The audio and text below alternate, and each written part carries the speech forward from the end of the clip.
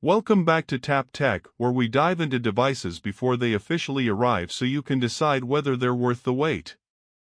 Today we're talking about the Galaxy S26 Ultra, and if the rumors are right, this might just be Samsung's most refined flagship yet. If you think the S25 Ultra was impressive, the S26 Ultra looks like it's about nuance, polish and smarter upgrades rather than wild reinvention. But often, those are the upgrades that matter the most in real-world use. Let's begin with when this might arrive.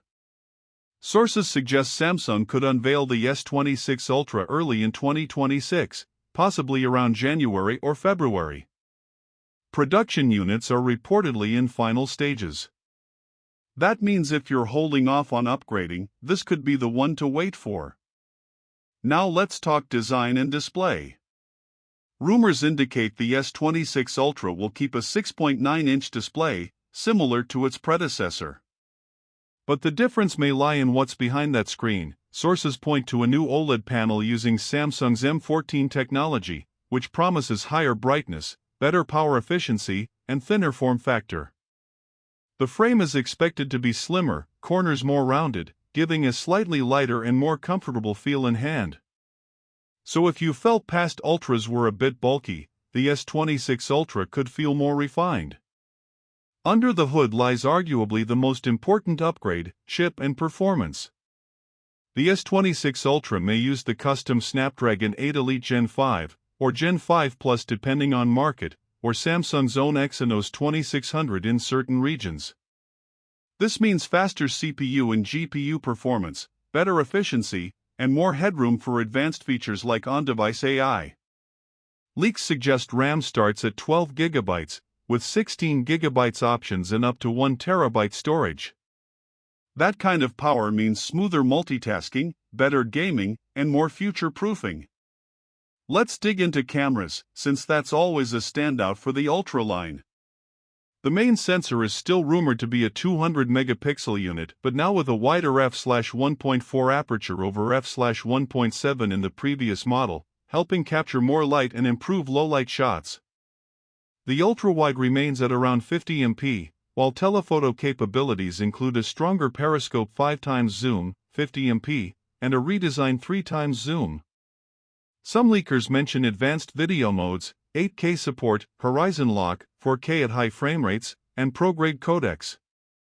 If these hold true, the S26 Ultra is shaping up to be a serious camera phone for both pro and hobby shooters. Battery and charging are always key considerations. The S26 Ultra is rumored to maintain a 5,000 mAh capacity, which is the same as the S25 Ultra. But the big change might be charging. Wired speeds could leap to around 60 W or more, and wireless charging may improve as well. While the battery size hasn't grown, internal efficiency improvements, chip plus display, could mean meaningful real-world gains. Connectivity and ecosystem matter too. Expect Wi-Fi 7, Bluetooth 6.y, advanced modem support, and maybe even stronger satellite communication or privacy display tech.